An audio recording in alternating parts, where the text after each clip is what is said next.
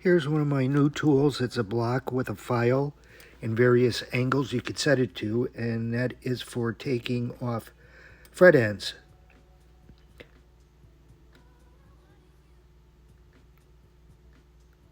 Leaves it nice and smooth.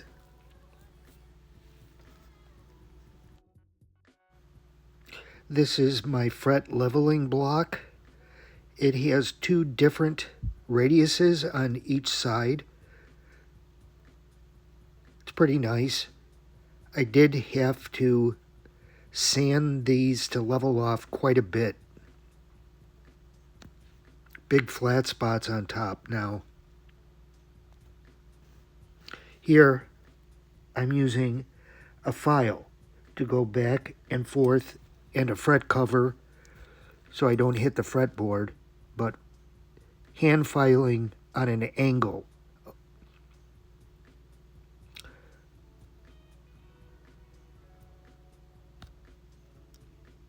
This is a crowning file.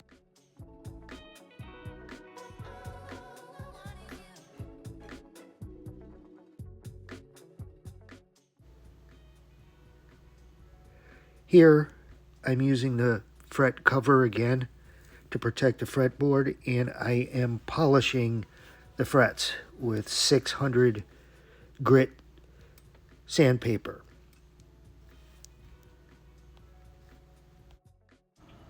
Here I'm just trying to show various knuckles and where they're swollen and mangled. This is why my hand cramps up really badly after doing the type of work I just did. Here I'm using a felt pad on my Dremel tool and the fret protector. You gotta work quickly, just a couple passes over each side, otherwise the frets really heat up quickly.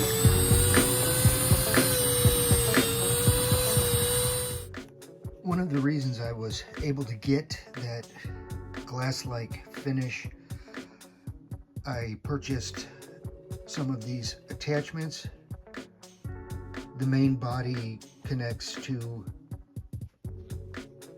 a piece that fits in a cordless drill, and then this is Velcro on the back and it just sticks. I use this with the scratch out, and then I use this with the Meguiar's polish. And as you can see, it came out pretty good. So before moving on to assembling anything on the guitar, my next step is to clean out the gunk from the wax, the spar urethane, any of the polishing compounds that I used has to be cleaned out of all the holes. Headstock and body. So that's what I'm going to work on. And also another thing I did, I was noticing down inside the body of the guitar at both F holes, I had put paper towels in there when I was doing the dyeing and the staining, but picking it up or turning it and moving it, the paper towel moved out of the way enough that yellow dye had dripped down and was very visible at both F holes, so I sprayed inside with the black paint. Oh, well, that's going to ruin the tone of your guitar. I really don't think so. It was just enough to cover up the yellow dye that had dripped down inside there. So as far as the tuner holes in the headstock, I'm using a 3/8 drill bit to run inside and clean out any crap that was left in there.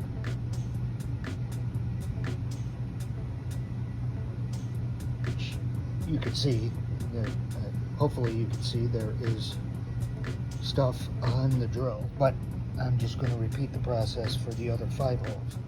So after going through the other 5 holes, the telltale sign that there was stuff that needed to come out including a little bit of wood shavings, is here on the towel underneath it.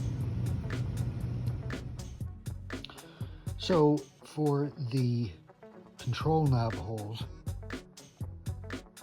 I used, this is an 11/32 drill, which when I looked up online, the control knob holes on a Gibson, that's the size that was listed. Obviously it's probably metric with the guitar kit coming from China, but it did remove some wood. That's okay. And one of the, again, additional good things about the spar urethane is even after it cures, it remains flexible, so it doesn't crack. And I'm going to move on to the switch hole. This is the input jack hole. Whatever. I've got to open up those two. That's a 1/2 inch drill. So my apologies. The toggle switch hole is a 1/2 inch. The input jack hole was 3/8. 1/2 inch, 3/8. I used the 3/8 on the tuning holes on the headstock, so that's all done. The only additional holes I am going to do are the very small pickup mounting holes and the small tuner holes on the headstock. But I won't bore you with that. So now I have all the small screw holes cleaned out. I used a 1/16 drill, 0.60, 2 and 5.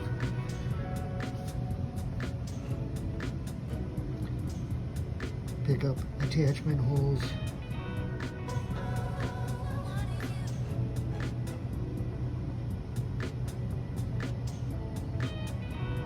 At this point, it should be on to assembly, putting some parts on the neck and the body.